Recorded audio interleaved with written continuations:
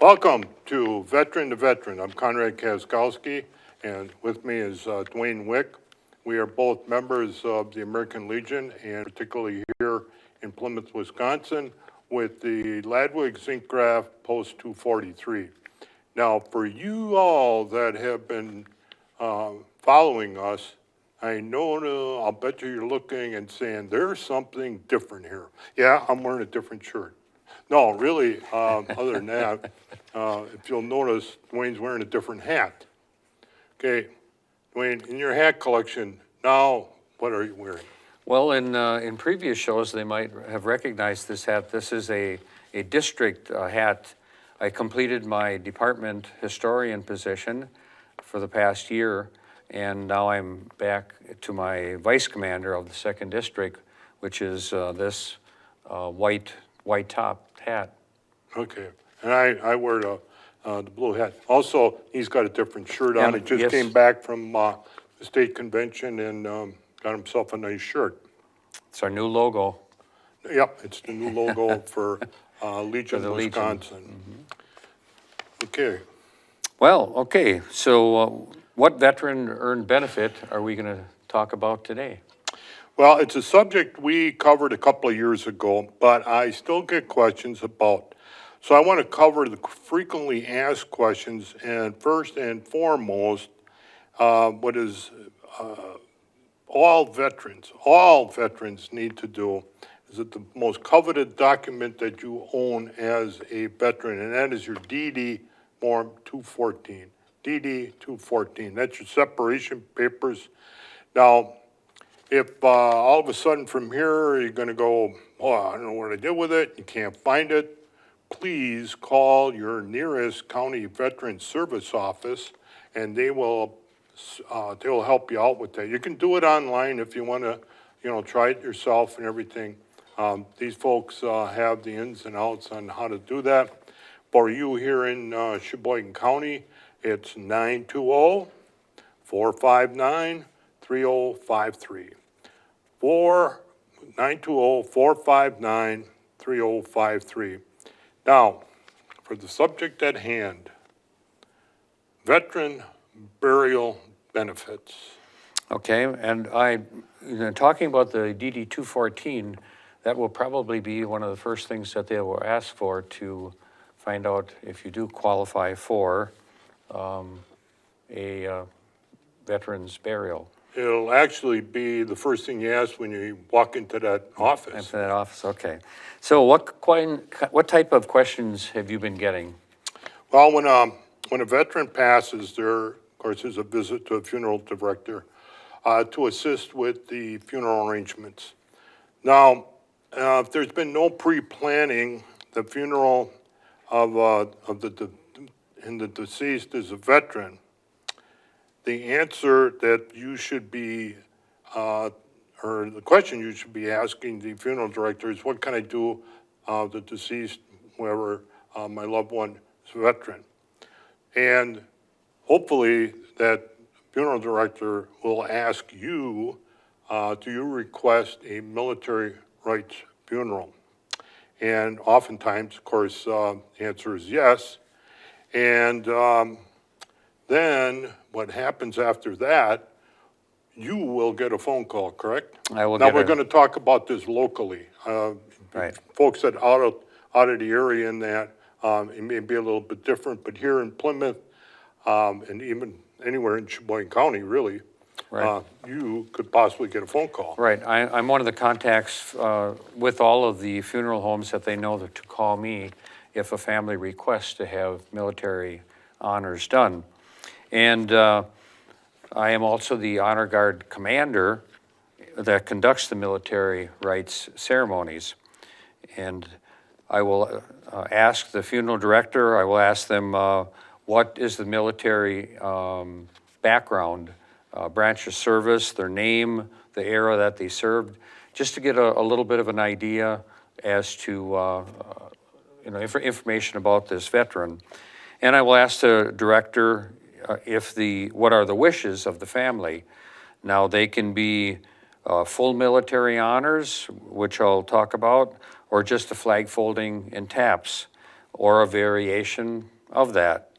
And the family may ask the state to do flag folding and taps, and we will just provide the rifle volley. If I'm asked to do full honors, I will bring between 11 and 15 members of my honor guard to do it properly. And the full honors would consist of a rifle volley, taps, flag folding, presentation of the flag, post-everlasting certificate, or a certificate of honor for the veteran, and that is red, and empty cartridges.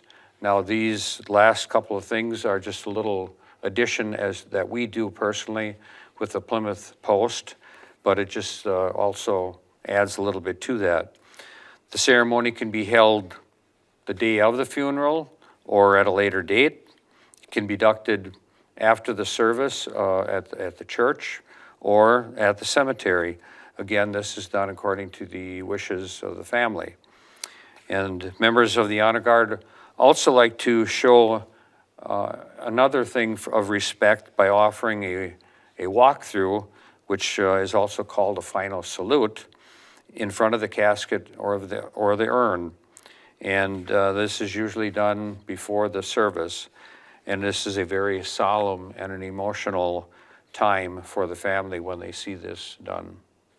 Well, Dwayne, you mentioned calling the state. Now, that would be referring to the department, the Wisconsin Department of Veteran Affairs? Yes, and sometimes I think the director of the funeral director offers that to them, because sometimes the family will ask to have someone representing the branch of service that they were in.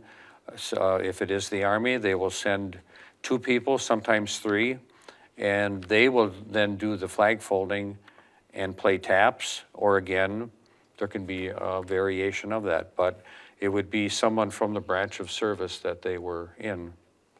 So do they have to have been in combat in order to get these honors? No, not at all. These military rights are to all veterans.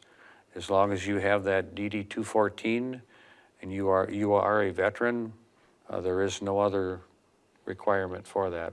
And what about costs? There is no cost. So veterans earned it and deserve it, and please remember all this. Mm-hmm. Well, very soon, as I always suggest the family to contact the Veteran Service Officer for an appointment. Now, let's say there's been no pre-planning, but there is a burial site, such as a grave or a niche for the cremains. If there is a grave, and we're going to talk about a headstone, you can order, this is referred to as an upright headstone, can be made of granite or marble. You may have probably seen these in pictures of military cemeteries of the state or Arlington. They have the curved top on. They're upright. They measure about 42 inches long, about 13 inches wide, and 4 inches thick, and they weigh about 230 pounds. Wow. Now, the installation is on the family or who's ever requesting that. Right. So maybe something can be worked out. Now, may have the headstone already. Some families already have had a plot and they already put up a headstone. So what is offered is a flat bronze grave marker. This is 24 inches long, 12 inches wide, with 3/4 inch rise. The weight is approximately 18 pounds. It comes with anchor bolts, nuts, washers for fastening to the base and furnished with the marker. Now, the government does not furnish the base for it. Again, so you'd have to have, make arrangements to have that taken care of. Sometimes many of you have seen them. A lot of times you'll find them on the back of the headstone. Then another one for the cremains or the niche is a marker, and that is bronze. Now, the one I'm going to mention is about 8.5 inches long, 5.5 inches wide, with a 7/16 inch rise. They are about 3 pounds. Mounting bolts washers are again furnished with the marker. Now, that seems kind of big for some of the niches that you'll see. I know they make a smaller one, so you'd have to, checking with all this, you'll have to ask for that. Or, and I don't have anything available, but the government does provide a smaller medallion. And these are various medallions that you can go through for that. Again, the government does not provide the install of these items. That would be on the requester. And I've also noticed with these flat bronze markers, they can be on the ground Right. as well. So they're not, if you don't have a stone to put them on, a headstone, they can be put on the ground. Correct. What about the metal rod markers that have the American flag attached to them? Well, I'm glad you asked. That's the number one inquiry I will get. Again, please contact your local county Veterans Service office for that time. Speaking about that, our post, I'm just talking about our post, places over 1,200 flags in local cemeteries. Other veterans organizations within Sheboygan County will place over 9,000 flags in various county cemeteries. I'm not talking about just strictly military. These are private and public cemeteries. Now, the county veteran office does not get notified of a veteran's death other than from the family making an inquiry about benefits. So in turn, the organizations will contact the county veteran service for a list in providing flags. That's where, but obviously, there are going to be some new flags put out at sites. Our fellows at the post, in other words, Dennis Halloran, will contact the Veteran Service Office to get the flags, which are at no cost, and you'll get the list for the area that he takes care of to look for the newest veterans. And those flags aren't out all year round.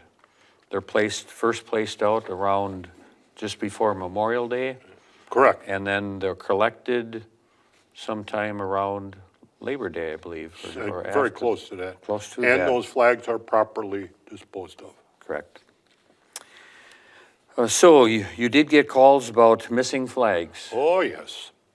Every year, I will get 1 or 2 calls about a missing flag. But the number one reason is the Veteran Service Office was never contacted about the veteran's death. And believe it or not, some are stolen. There will be a marker there, the rod will be there, no flag, and the flag, I'm going to say was stolen. It would be on Dennis's list. But Dennis makes every effort to correct that. And I have heard those that say, well, a flag was not put on my, on the marker, or on a veteran's site, and that is because there isn't a marker there to put it in. Correct. So that's how they identify Yep. that, yes, right. Are there any other benefits available, burial benefits? Well, yes, there are, and each one, the ones we're discussing are the main ones that you should all be aware of. There are some other issues that, again, you need to discuss with the Veteran Service Office about. Okay. And what about state and national cemeteries availability? Now, final resting places in state and national cemeteries really need to be a part of pre-planning. The reason being because of the necessary paperwork to properly be completed, and it will take up to 3 months to get it all finalized. So I hope we covered the questions that are freely asked of me. I strongly urge you to check with the VA website for veteran burial benefits and the Wisconsin Department of Veterans Affairs for state burial benefits. And please, don't forget to contact your local county veteran service office. So I want to thank you for your time. And again, remember, if you have a topic, you all know how to get a hold of me, and I know you know how to get a hold of Dwayne, and we will work on researching and get it out to you. So stay healthy, stay safe, and we'll see you at the next show.